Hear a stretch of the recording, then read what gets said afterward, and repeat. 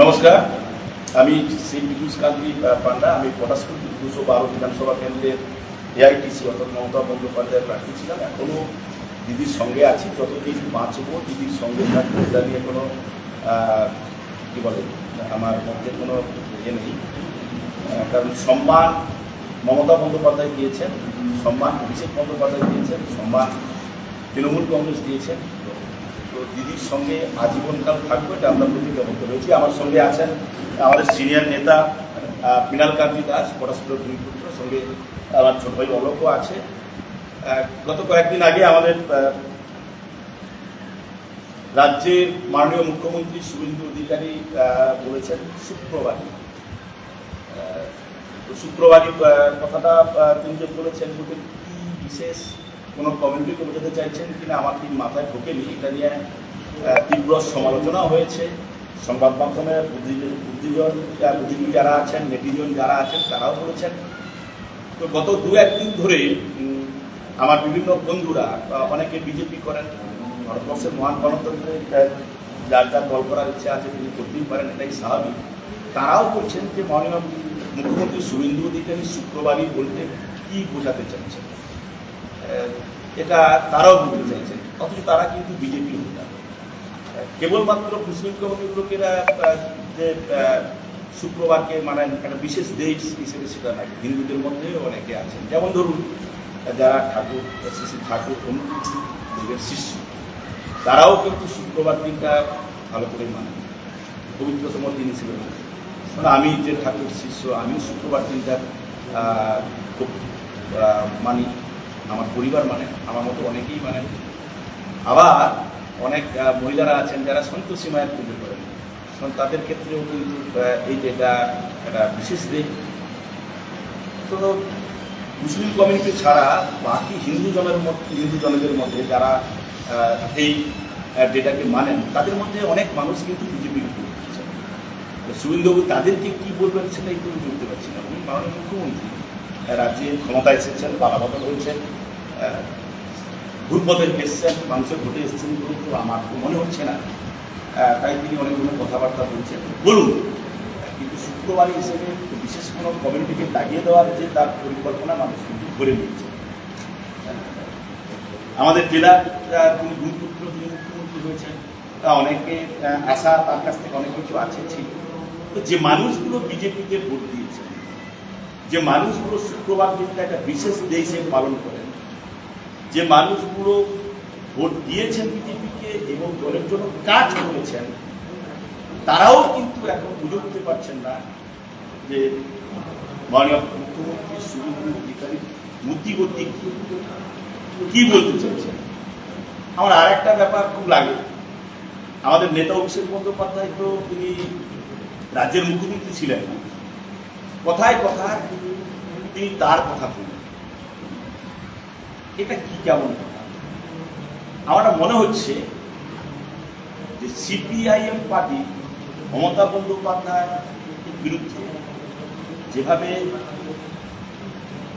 তাকে ফিজিক্যালি কি বলে, যেটাকে বলা হয়, যেটা আহত করা, তার প্রত্যেকটা আন্দোলনের ক্ষেত্রে তাকে যে তার রাস্তাকে বন্ধ করে দেওয়া, মানুষের কাছে পৌঁছতে না দেওয়া, তার উপরে আক্রমণ অত্যাচার করে করে মানুষের কাছে পৌঁছে দিয়েছিলেন।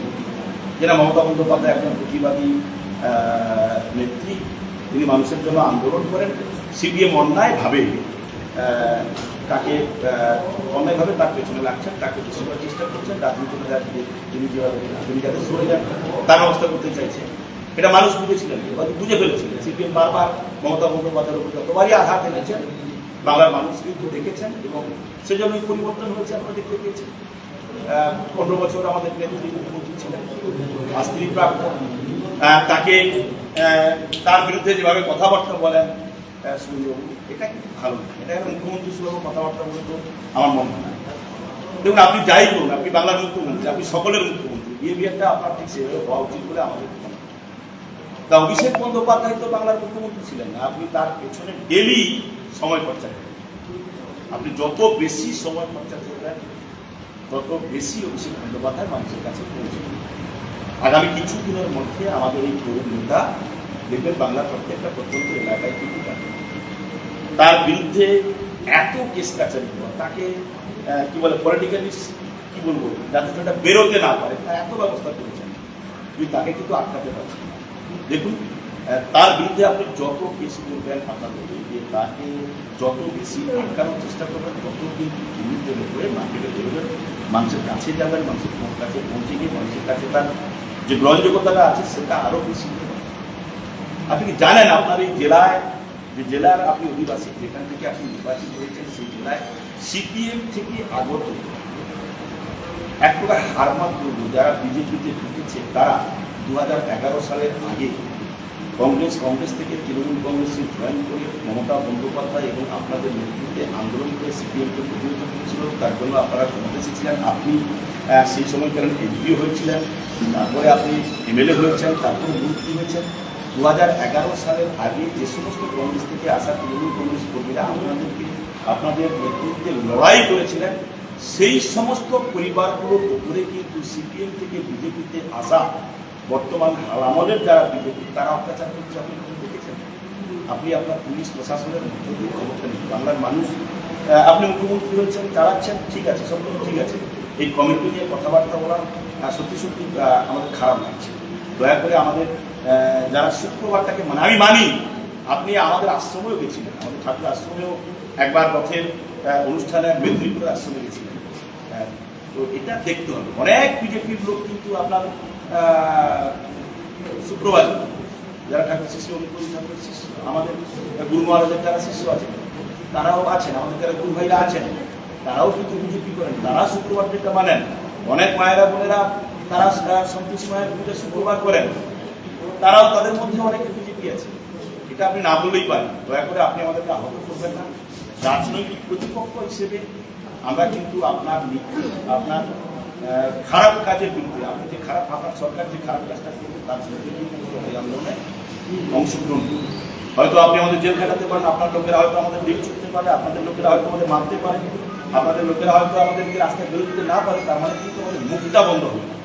আমরা কিন্তু মমতা বন্দ্যোপাধ্যায়ের সঙ্গী হিসেবে, সাথী হিসেবে, অভিষেক বন্দ্যোপাধ্যায়ের সাথী হিসেবে কিন্তু তৃণমূল কংগ্রেসের সঙ্গে থেকে কিন্তু লড়াইটা করবো বিজেপির বিরুদ্ধে।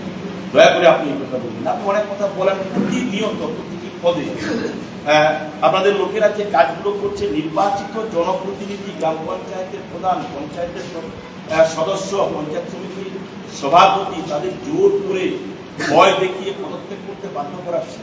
এটা ঠিক হচ্ছে? এটা কিন্তু ঠিক হচ্ছে। আপনি 2013 সালের গ্রাম পঞ্চায়েত নির্বাচনের আগে একবার বলে দিয়েছিলেন অন্য সব দল থাকতে পারে যেন সিপিএম না থাকে। সেই সিপিএমের লোকগুলো কিন্তু আজকে বিজেপিতে ঢুকে তৎকালীন দিনে যারা কংগ্রেস থেকে তৃণমূল কংগ্রেসে এসে আপনাদের নেতৃত্বে লড়াই করেছিল সিপিএমকে বাংলার মাটি থেকে ক্ষমতাচ্যুত করতে, সেই সমস্ত লোকজন আজকে কিন্তু ওই আপনার পুরনো কর্মীদের সঙ্গে কিন্তু আপনার যারা পুরনো সহকর্মী ছিলেন তাদের উপর আক্রমণ। এটা কিন্তু ঠিক হচ্ছে না। বাংলার মানুষ বিচার করবে। কেন্দ্রের সরকারের কি অবস্থা আপনি নিজেই বুঝতে পারছেন, বাংলার মানুষ বুঝতে পারছে, দেশের মানুষ বুঝতে পারছে। দিনের পর দিন প্রতিনিয়ত জিনিসপত্রের দাম বাড়ছে, পেট্রোল ডিজেলের দাম বাড়ছে, সেটার দিকে আপনাদের কারো নজর নেই। মানুষ কীভাবে বাঁচবে সেটার দিকে আপনি ঠিক করে উঠতে পারছেন না। কিন্তু প্রতিনিয়ত আপনি বিধানসভায় বক্তব্য দিচ্ছেন, আপনি বিধানসভায় বক্তব্য দিচ্ছেন, সেই বিধানসভার সদস্য অভিষেক বন্দ্যোপাধ্যায় না, আপনি তার বিরুদ্ধে বলে দিচ্ছেন। আমার তো মাঝে মাঝে মনে হয় যে পশ্চিমবঙ্গ বিধানসভা একটা বিজেপি পার্টি অফিস না হয়ে গেছে। মানে সমস্ত যেন এমন কথাবার্তাগুলো বলা হয় যেন পার্টি চলছে, কোনো রাজনৈতিক দলের সেটা একটা কি বলে অফিস। এটা করা যায় না। এটা করছেন কেন? আপনার মাথায় দিচ্ছেন।